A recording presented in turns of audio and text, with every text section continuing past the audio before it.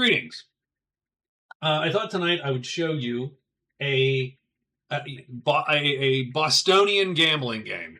No, not people from Boston. I literally mean that I use in my tabletop role-playing game as a gambling game. And this is the game of 5 heads. And so it's played with 2 players. It's played on a 5x5 board with 5 dice each. So you start by rolling all your dice and putting them in your home row. Your goal is to get your dice into your opponent's home row. Actually, yeah, home row. Right? So during your move, you essentially can pick any one of your dice to move forward. And if you move into an empty space, you must reduce the die by a pip.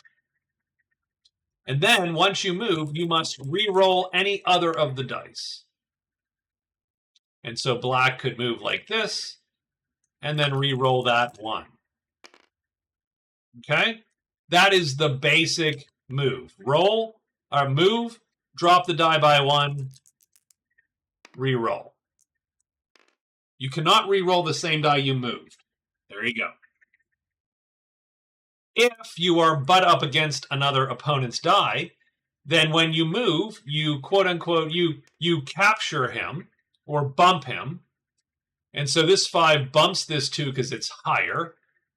If you bump someone, you do not have to reduce your die. So this die continues to be a 5.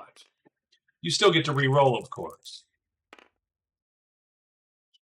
Now, what happens if the dice are tied? So what happens if, let's say that this 3 is moving here. So blue is gonna bump him. So because they're equal, he just pushes him back 1, reduces him by 1, and then again he can re-roll. Okay?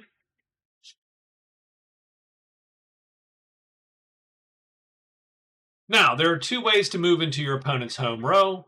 Either, let's say it's black's turn, and he can move like this, reduce the number, and he is done. And then he re-rolls another die, just like a normal move. The other way would be to capture someone like this. So let's say it's blue's turn, and blue just moves right in, and he bumps him. And now he has captured this column. Now, notice he did not have to reduce his die because he also bumped. And then he would re-roll another die.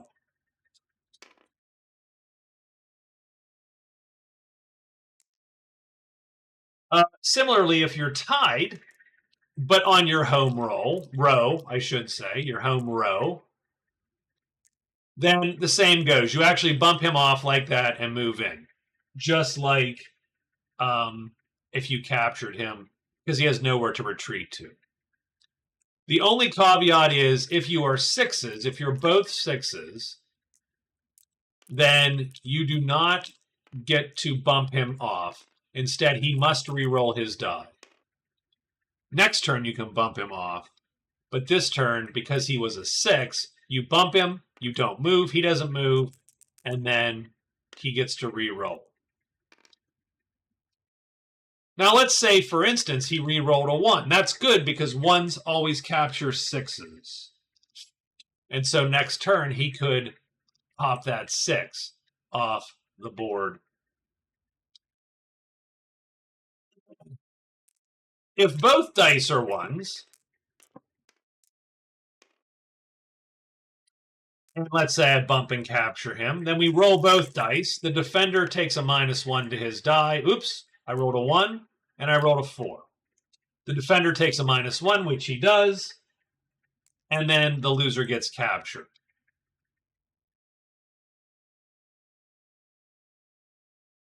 Let's say I was captured. Part of my move can be to re-roll one of these dice back onto the board in my home row. That's most of the rules. The rules are 1 page. I'll put them somewhere.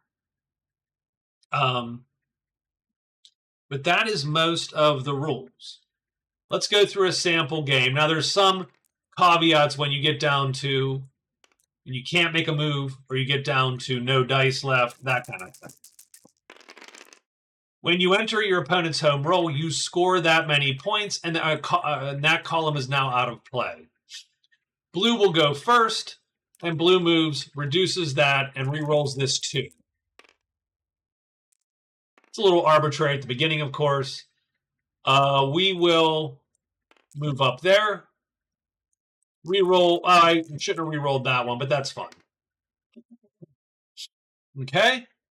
Blue's turn. Blue is going to move up, even though that reduces that die by 1. Re-roll this 2. It's all fine and good to have high numbers, but ultimately, also, you want to have high numbers as you're pushing. So these high numbers in the back don't mean as much. We'll re-roll that 1 on black's side. Nope. So now blue really shouldn't push here because they will then lose that position. So they're going to go here. It's going to re-roll this 2 for now. Okay, that's good. That's good. Same thing. Black doesn't want to move up. So this is sort of a stalemate right here. This is like the 2 pawns facing off across the board there. He'll move up to gain that position and re-roll this 1. If he keeps rolling low, then this guy's going to advance, but he didn't. So again, you get into this position where you've stalemated and you're trying to just get as much as possible. So he'll move that. And I suppose we'll re-roll here. 4. Okay. He's going to move up, reduce that, re-roll that 3 in hopes of getting like a 5 or a 6, and he does.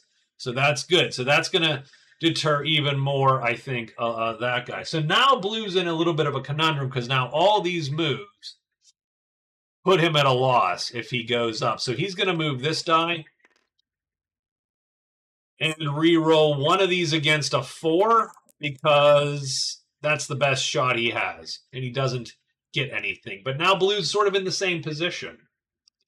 So he's going to make this safe move, and it's a safe move if you're not moving adjacent to your opponent. But now he's got to roll some dice, and none of these dice are good to roll. But that was a good roll. Blue has to play into sort of something bad. So he'll go here. I don't love it. We're going to roll this die. That's a 1. That's actually almost as good as it gets, but this guy is just going to move this up and reduce this, which then puts him back in sort of a capture-y position. Black has to re-roll now, though, and I don't love any of the re-roll options. I'm going to re-roll here, and that's a 3. Blue is going to push here. That pushes him back. He reduces. Blue does not need to reduce, so blue can keep pushing him. Blue's going to re-roll this in hopes of getting a 6. He gets a 2. Black gets the first points there. He knocks this guy off the board, and he's scored 5. He has to re-roll. I think he's going to re-roll here in a hope to stop blue. He does not. Blue takes this guy, pushes him, and is going to re-roll here. No, not great. It's not killing him, but it's not great. Black's going to push to here. It's not great, but he's going to push.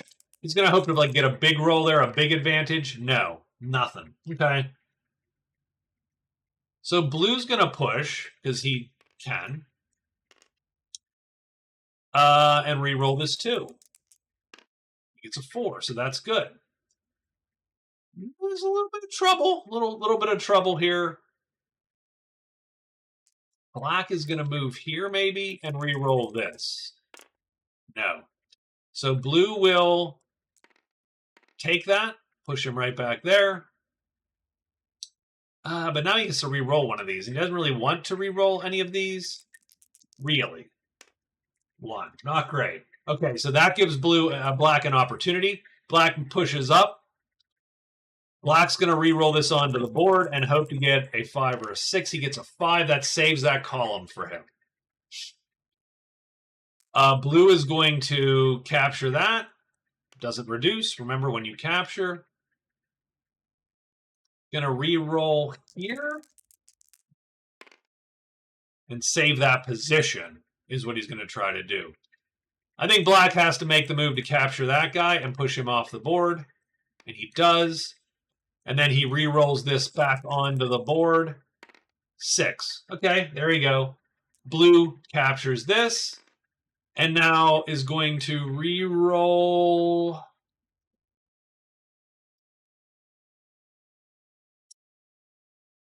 Suppose this onto the board, I suppose. 2. Not great.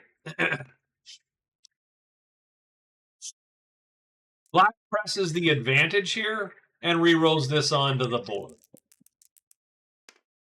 3. Oh, that was a bad roll for him. So in this case, it almost so this is one where it's interesting, right? Because remember that Black is re-rolling. If he doesn't re-roll, the next turn Blue moves up and takes 3 points. But now that he re-rolled, he had a 1/3 chance of stopping him and a 2/3 chance of giving up an extra point, which is what he unfortunately did. So he re-rolled to a 3. Blue is going to capture, knock him off, and he scores 4 more points. So it's now 8-5. Black is going to move up and re-roll his 6. No, I don't think so. So Black is going to not move up. He's going to move this 6 up. He'll re-roll here. It's not great, but he doesn't lose anything. Blue cannot move. Oh, no, he has to move. He has to move this die. He's forced to, because you must move, and then you must re-roll if you can. Oh, that might be... Oh, he lucked out. He's so lucked out. Black captures here and has to re-roll here. Oh, that is so lucky for Black. Holy crap. Blue cannot capture, so he is done. He cannot do anything. You must forego your move. You can re-roll 1 die without moving, which is what he's going to do. He re-rolls this onto the board. He gets a 3. That's going to give up points to Black, who moves that, but then has to re-roll here, which sort of stinks. Okay. Oh, that's bad. Okay. Blue pushes. And now that he has no more dice, he moves or re-rolls. He does not get to do both, as does Black. Black is going to re-roll, which he has to do. He rolls a 6. But that is going to, because when you're tied and you can't move backwards, done. And so in this case, Blue wins at the score 14-9. It is mostly luck. It's not some grand strategy game or whatever. It's supposed to be a gambling game. And I think it does that fairly well. Let's play one more sample.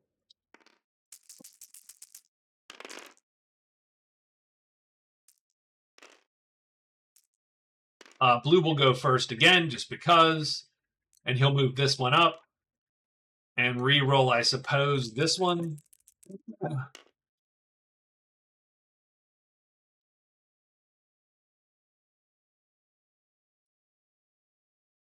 I think Blue is going to...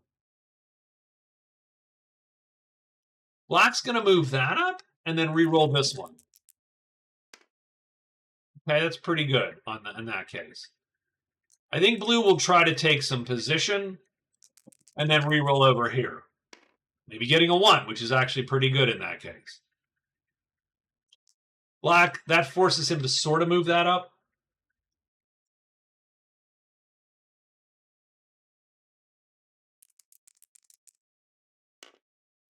Rolls that. That's not terrible.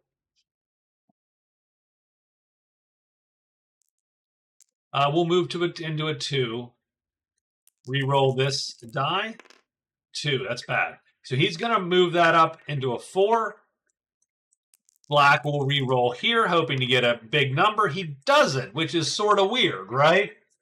So what he does is, so blue is going to push him back, reduce him by 1, and sort of put a little bit of pressure there, and he'll re-roll over here. Oh, he blows it. Black is going to push forward and knock him off the board. He was a 4. Knock him off the board. Then he's going to re-roll this 1 and hope to get something bigger than a 1, which he does. So that's going to drive blue to go to a new spot there. And now blue has a choice. The choice is I either roll into this, which we already saw. He rolls here. If he gets a 5 or 6, he saves the column.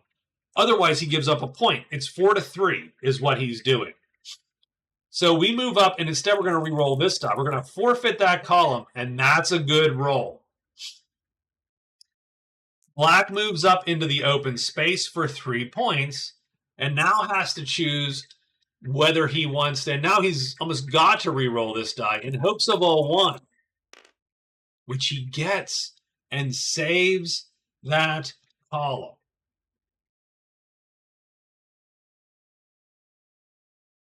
Blue can no longer take this, so now he's got to move there. And he might have only saved the column for nope, he didn't.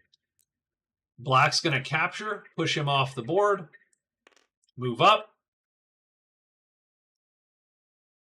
Reroll that die is sort of safe, too, okay? We're going to move up there. Reroll this, hoping to get a 6, maybe? No, a 2. Okay, well, Black pushes the advantage. And I think is going to push ahead. Yeah, done. Blue, going to do that. Reroll over here.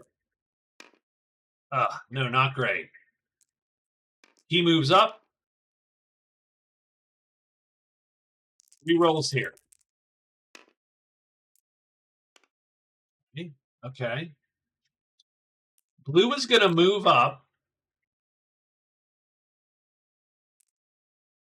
Reroll this die onto the board. Not great. Gonna move up. Reroll this. That's good enough to sort of save that. Blue cannot move. He cannot capture anything. Oh, he can move. He can move right here. Boom. Move up. He's going to. So now you're either saving 3 points or you're trying to score points. We're going to go here. We're going to score points. We're going to give up 3 points to score, we hope, 6. Black's going to capture and score 3 points. You sort of have to re-roll this one. Oh, and he saves it again. Holy crap, that is lucky as heck. Okay. We're going to move up because we have to. We're going to re-roll this to a 5. That's the best possible roll we could muster. We're going to drop that.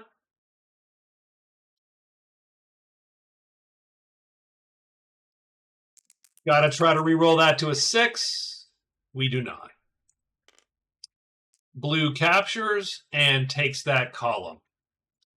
And then he's going to re-roll this die to a 2. Not great. This guy gets pushed. Oh, he doesn't have to lower it. We have to re-roll if we can. Down to 2. Blue cannot move, so he has to come back. He does have to re-roll one of his dice onto the board. 4. Okay. Black moves to force him to re-roll into there. Re-rolls this too. Nope, bad. Moves up. Re-rolls onto the board because he has to do both if he can. He gets a 3. That sucks. That's going to give up 4 points. So Black is winning this handily. We need a 5 or better to get into this spot. Now, once you only have 1 die, you either roll or move. You cannot do both. We're going to roll. We roll a 5. That's good. We only have 1 die. We're either going to move or roll. You can't do both. He gets a 4. Ugh, I don't love it. He is going to re-roll. He gets a 3. See, that's enough to make him roll again. So what they're looking for is to beat the other guy by 2, effectively, which he just did. So now this guy has to re-roll, and he gets a 6. That's going to suck. 5. Ooh, well, I mean, they're dueling it out weirdly with rolls. He's going to re-roll it because he doesn't. Yeah, 1. That's the worst. So he moves up. Blue has to re-roll now. 5. So he does get that. 3. He's going to push him off the board. There you go. Black has to roll back onto the board. 4. It's not great.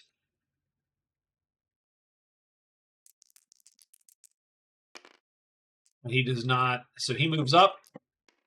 He's going to have to re-roll. He's going to keep moving up. So he's going to pop him down to a 2. He gets a 1. He's going to capture him and push him off the board. So he's still a 3. And so now blue has to roll a 4 to 6 or else the game's over. He doesn't. He rolls a 3. When you push him, if you're tied, boom, you are captured. And so black wins this game 13 to 5. Done. That's 5 heads, the game of 5 heads or the game of 5 dice. It's a gambling game that we sort of use every so often to break things up in our tabletop game. That's it. That's all I wanted to do. Sort of a nice little side light. And I will talk to you later.